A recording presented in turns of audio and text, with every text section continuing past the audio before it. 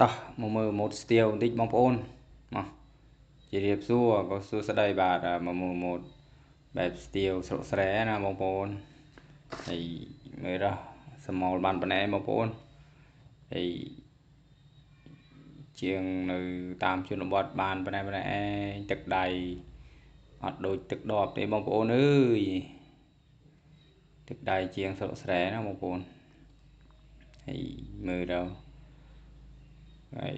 នេះម៉ូតគេហៅម៉ូតបែបខ្លីរៀងដូច PM ហ្នឹងណាប៉ុន្តែវាមិន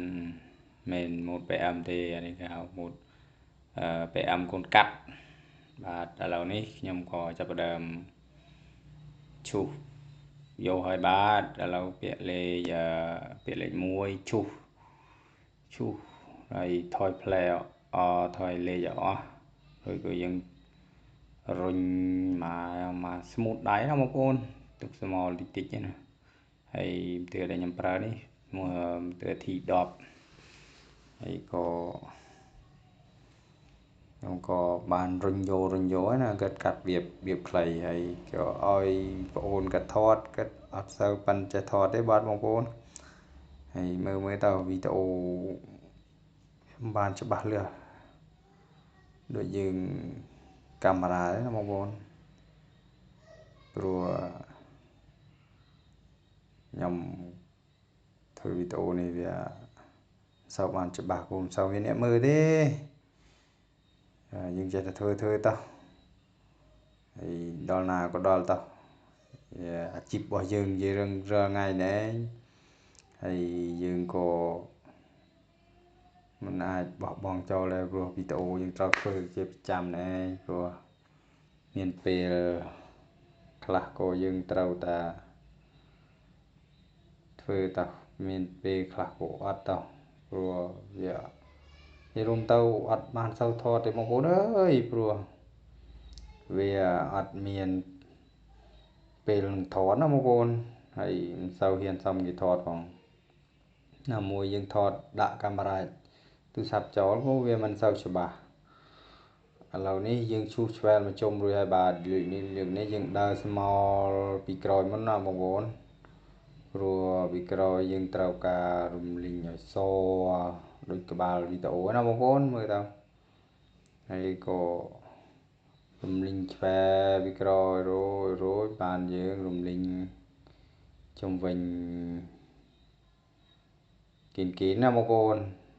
រួចក៏យើងកាត់ពីលើណាបងប្អូនឥឡូវរំលីងរំលើសនេះឯងតែសាំតប៉ែនេះបងប្អូនព្រោះកាត់សក់យើងអត់បាន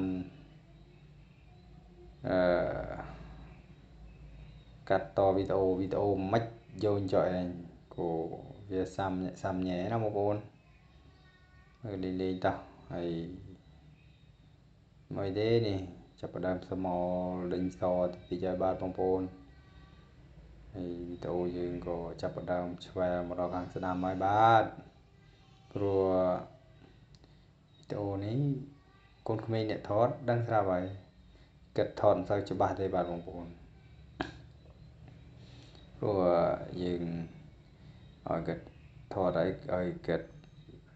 បង្រៀនគិតឲ្យថតឲ្យ stop អុយមិន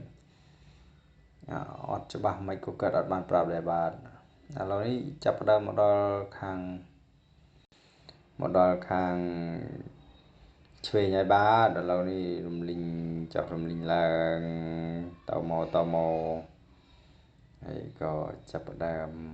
រួចទៅទៀតហើយបាទម៉ូត PM កូនកាត់ណាបងប្អូនបែបសគេហៅ high fade អីម៉ូតសអញ្ចឹងហើយចាប់ផ្ដើមចាប់កាត់ពីលើហើយបាទបងប្អូនតម្រង់ដល់ចាប់ឈូសយកណែពុំគុំបានពាក់ដែរនេះដាក់យកហើយទៅលើកគេថាលើកទី3ទី4ហើយគេកាត់ម៉ូតចឹងតាន់សំសក់រៀងបានវែងបន្តិចដឹងធ្ងន់ក្បាលហើយកាត់នេះក៏កាត់របៀបទៅថតតាក់ញ៉ាំបានដែរនេះដាក់ហើយ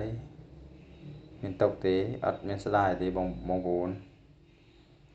videoយើងចិត្តដល់ទីបញ្ចប់ហើយបាទឆ្វែលមកជុំពីលើឆ្វែលជុំហើយក៏ចាប់ផ្ដើមកជាងសក់ហើយបរយនេះដល់បងប្អូនទម្រាំ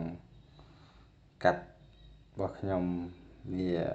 ខុសប្លែកពីគេណាបងប្អូនព្រោះយើងអត់បានពាក់ពុំពាក់អីនោះ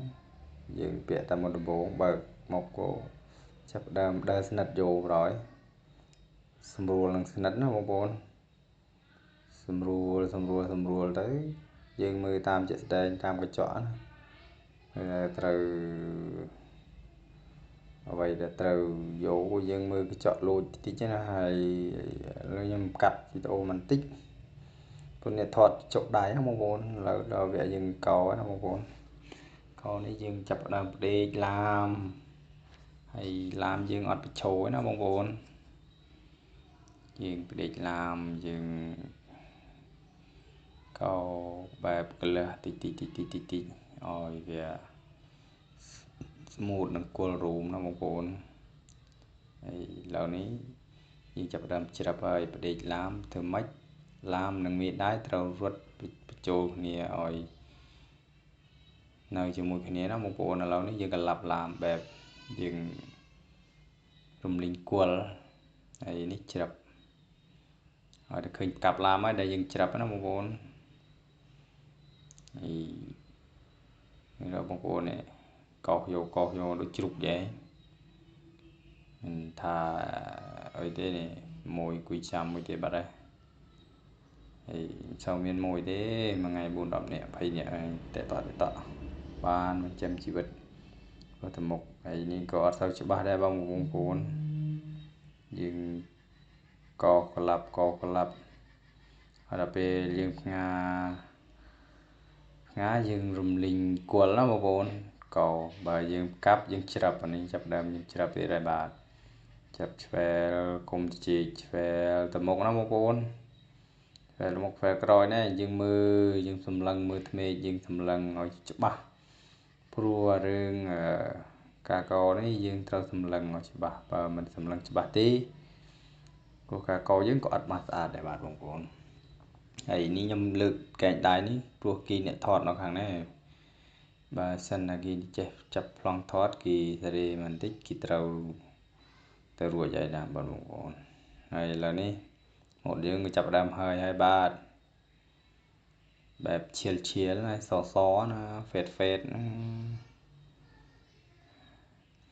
ដាក់ទៅបងប្អូននេះចង់បានម៉ូតខ្លីបែបស្អាតចូលមកកន្លែងតូបយើងខ្ញុំបាទនៅភូមិណចែកឃុំសំរោងសុនគុំខេត្តសៀមរាបបាទនៅ